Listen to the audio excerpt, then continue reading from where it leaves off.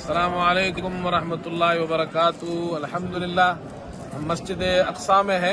जुम्मे की नमाज हमने अल्हम्दुलिल्लाह यहाँ पढ़ी है आज। ये मेरे बिल्कुल पीछे आप मस्जिद अक्सा देख रहे हैं, ये है मस्जिद अक्सा। और ये आप बिल्कुल इस तरफ अगर हम मुड़ेंगे, इस तरफ अगर आप इस तरफ मुड़ जाए, अब हम अपोजिट साइड पे आ गए, ये पीछे देखें, ये है कुब्बतुस सखरा, ये है कुब्बतुस सखरा। और ये सखरा चट्टान को कहते हैं, उसके ऊपर ये कुब्बा है, गुम्बत है, इसलिए इसको कुब्बतुस सखरा कहते हैं। ये मस्जिद अक्सा नहीं है, अलबत्ता यहाँ भी नमाज होती है और ख़वातीन यहाँ नमाज पढ़ती है, लेकिन ये जो हम बिल्कुल इसके आगे की सिमत पर जो जगह है, ये है मस्जिद अक्सा।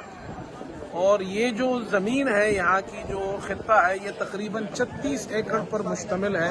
इसमें एक मस्जिद अक्सा है, एक मस्जिद कुब्बतुस सखरा है, इधर मस्जिद क़िबली है जो कुछ सालों पहले दरियाफ्त हुई है। मस्जिद अक्सा के बिल्कुल नीचे यहाँ पर ये पुरानी कदीम मस्जिद यहाँ पर है।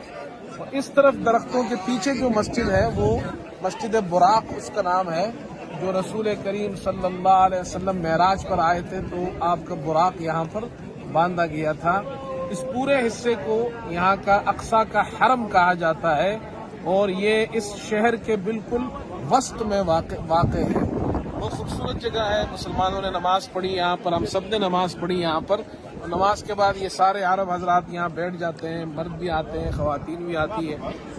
अल्लाह ताला इस हरम को आबाद रखे।